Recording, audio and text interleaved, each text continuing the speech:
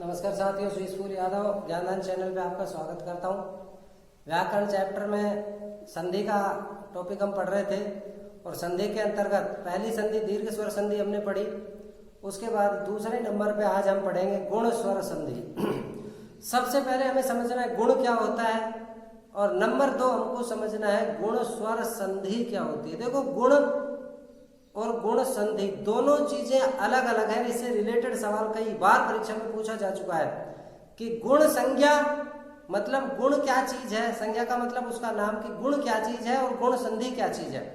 दोनों चीजों को क्लियर करेंगे। पर देखो, सबसे पहले हम यहाँ बात कर रहे हैं गुण संज्ञा की। गुण क्या होता है, इसका एक सूत्र होता है अदेंग गुण। सूत्र है अदेंग गुण। अदेंग का मतलब हुआ अत प्लस एंग। अत का मतलब तत्प्रस तत्काल से सूत्र यहाँ पे काम करता है, जिसका मतलब होता है यदि किसी के बाद में तय हो या कोई तय से परे हो तो उसका मतलब वही वर्ण होता है, उतनी ही मात्रा वाला। अर्थात यहाँ अत का मतलब सिर्फ ए होगा, आ इसके अंदर शामिल नहीं होगा। तो यहाँ अत का मतलब हो गया ए। और एंग, माहेश्वर सूत्रों में एंग प्रत्याहार होता है ए ओ उंगा। तीसरे नंबर का जो सूत्र है तो ए और ओ, इन तीन अक्षरों को, इन तीन वर्णों को ही हम गुण कहते हैं। अब दूसरे नंबर पे आता है गुण संधि। गुण संधि तब होती है, गुण संधि का मतलब है कि जब दो वर्ण मिलकर के गुण हो जाए, अर्थात इनमें से कोई सा भी एक बन जाए तो वहां पे होगी गुण स्वर संधि। अब ये गुण कैसे होगा, उसका रूल क्या है, देखो आद गुणय सूत्र यहाँ पे काम करता है। आद गुणय सूत्र कहता है कि यदि ए के बाद वही वर्ण हो जो दीर्घ में थे तो वहां गुण संधि होती है। यानी ए के बाद ई उ री या ली हो। ए का मतलब यहां दोनों है, ए और आ। तो यदि ए और आ के बाद ई उ री हो तो वहां पे गुण स्वर संधि होगी।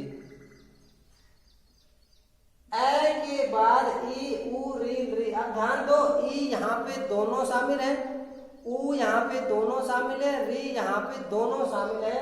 री एक ही होती है, दीर्घ नहीं होती, छोटी वाली होती है।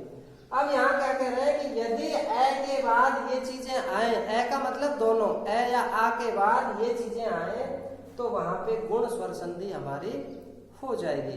परिवर्तन कैसे होगा, देखो यहाँ ए, उसके बाद यदि ई आया, ए के बाद यदि ई आया तो दोनों मिलके ए हो जाएगा। ध्यान रहे ए ही होगा, आई नहीं होगा। यहाँ पे ए अकेला है, ये दोनों नहीं होंगे यहाँ पे। दूसरा, ए के बाद यदि उ आया तो ओ हो जाएगा। फिर से समझ लो, ए के बाद ई आया तो ए, उ आया तो ओ, री आया तो ए ही होता है यहाँ पे। लेकिन उरण रप्रय जो सूत्र होता है उसकी वजह से यहाँ ए के साथ यदि री हो तो यहाँ पे र हो जाता है और री हो तो ल हो जाता है। गुण में हमारे पास ए और ओ था तो यहाँ पे ए ओ और ए हुआ, री की वजह से र आ गया, री की वजह से ल आ गया। तो सीधी भाषा में समझ लो, यदि ए या आ के बाद ई उ री या ली छोटा या बड़ा कोई सा भी हो तो ऐसी स्थिति में ए प्लस ई मिलके ए हो जाएगा, ए प्लस उ मिलके ओ हो जाएगा, ए प्लस री मिलकर के अर हो जाएगा और ए प्लस री मिलकर के अल यहाँ पर हो जाएगा। क्लियर, समझ में बैठ गया। अब देख लेते हैं इसके कुछ उदाहरण। सबसे पहले हमने उदाहरण लिखा है नर प्लस ईशः। अब यहाँ देखो क्या क्या है। नर में ए प्लस ईशः का ई, तो यहाँ सूत्र हमारा कहता है आद गुण है। ए के बाद ई हो, ए के बाद ई हो तो दोनों मिलके क्या बनेगा, ए बनेगा। यहाँ पे हो गया ए। अब इस ए का क्या करना है, ए तो लिखा नहीं जाएगा। इस ए की मात्रा अपने से पहले वाले में जुड़ जाएगी और इसकी मात्रा को जब हम इसमें जोड़ेंगे तो रूप बनेगा हमारे पास नर, रह में ए जुड़ गया, ए हो गया नरे और श नरेश। दूसरा उदाहरण देखो ऐसे ही रमा प्लस ईश है, रम आ ईश। यहाँ आ और ई मिल करके ए होगा, ध्यान रहे ए ही होगा, ए डी वाला। तो यहां हमारा रूप बनेगा रमेश। यहां देखो उप प्लस इंद्र है,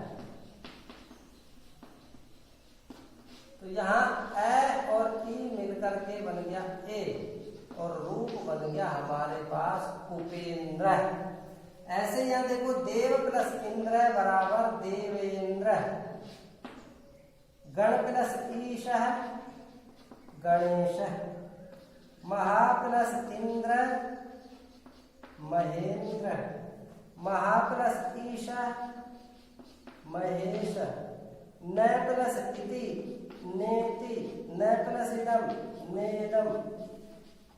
ये ए प्लस ई के उदाहरण हमने देखे कि जब ए के बाद ई आएगा तो ए हो जाएगा। एक एक चीज को आप क्लियर से समझिए, ए के बाद ई आया तो ए हो गया। अब हम कुछ उदाहरण देखते हैं, ए के बाद यदि ऊ आएगा, और उदाहरण देख लेते हैं गुण स्वर संधि के। देखो ए के बाद ऊ से संबंधित यह उदाहरण देख रहे हैं, पर प्लस उपकार, तो यहाँ पर रे में ए और उपकार का ऊ, पर के रे में ए प्लस उपकार का ऊ दोनों मिलकर के ए प्लस ऊ बराबर ओ हो जाएगा। तो यहाँ ए प्लस ऊ मिलकर के बन गया ओ, और ये ओ की मात्रा जुड़ेगी जाकर के अपने से पहले वाले व्यंजन में रे में, तो ये हो गया परोपकार। परो इधर शेष बचा हुआ भाग बकार, परोपकार। ऐसे ही नव प्लस उदय बराबर नव प्लस उदय बन गया नवोदय। प्लस से पहले ए प्लस के बाद ऊ, ए प्लस ऊ मिलकर के बना ओ, और ओ की जो मात्रा है वो वह में जुड़ेगी तो नवोदय हो गया। ऐसे चंद्र प्लस उदय बराबर चंद्रोदय। ऐसे सूर्य प्लस उदय बराबर सूर्योदय, सूर्य प्लस उदय बराबर सूर्योदय, जल प्लस ऊर्मी बराबर जलोर्मी। तो यहाँ जो ए प्लस ऊ मिलके ओ बनेगा वो प्लस से पहले वाले वर्ण में जुड़ जाएगा। इधर देखो हित प्लस उपदेश बराबर हितोपदेश, प्राचीन प्लस उक्ति प्राचीनोक्ति। यहाँ कुछ जगह पे प्राचीना शब्द मिलता है क्योंकि उक्ति शब्द स्त्रीलिंग का है, तो प्राचीन शब्द को भी यहाँ स्त्रीलिंग में लिख के प्राचीना प्लस उक्ति भी सही यहाँ पे होगा। एक प्लस ऊन, ये संख्या का पाठ जब हमने पढ़ा था तो वहां पे मैंने बताया था एक प्लस ऊन ए प्लस ऊ मिलकर के ओ हो जाता है गुण स्वर संधि के अंतर्गत, इसलिए वहां पे एकोन विंशति, एकोन त्रिंशत, एकोन चत्वारिंशत हमने पढ़े थे। यहाँ देखो महा प्लस उत्सव है, तो आ प्लस ऊ मिलके ओ हो गया, तो यहाँ पे रूप बना महोत्सव है। ऐसे यहाँ पे महा प्लस ऊर्मी बराबर हो गया महोर्मी, गंगा प्लस उद्गम मिलकर के बन गया गंगोद्गम। ऐसे नय प्लस उन्नत है, तो नय का ए और ऊ दोनों मिलकर के ओ हो गया नौन्नत है। ऐसे धीर प्लस उदार, धीरोदात, ये नायक का लक्षण होता है धीरोदात। पुरुष प्लस उत्तम है, यहाँ बन गया पुरुषोत्तम है। और नेक्स्ट है प्रश्न प्लस उत्तरम, और यहाँ प्रश्नोत्तरम। ये कुछ एक उदाहरण हमने देखे ऊ से संबंधित। अब हम री से संबंधित उदाहरण कुछ देखेंगे। ऋ से उदाहरण हम और देखते हैं। यहाँ पे देखो देव प्लस ऋषि, यहाँ देव वह में ए जुड़ा हुआ है, उसके बाद ऋषि का री। अब यहाँ ध्यान दो ए प्लस री, तो यहाँ मूल रूप से गुण संधि में सिर्फ ए होता है, लेकिन उरण रपण सूत्र की वजह से यहाँ री का पहचान चिन्ह यहाँ पे र हम लगाएंगे तो अर हो गया। अब देखो इसको जोड़ेंगे कैसे, ये देव हो गया, वह में ये ए की मात्रा जुड़ गई, ए पूरा हो गया, देव बन गया। अब यहाँ देखो ये है आधा र और बाद में शी, तो ये आधा र हमेशा बाद वाले वर्ण के ऊपर चला जाएगा। दूसरा उदाहरण ऐसे देखो, सप्त प्लस ऋषि, सप्त ए ऋषि। अब यहाँ ए प्लस री मिलकर के बना अर, तो सप्त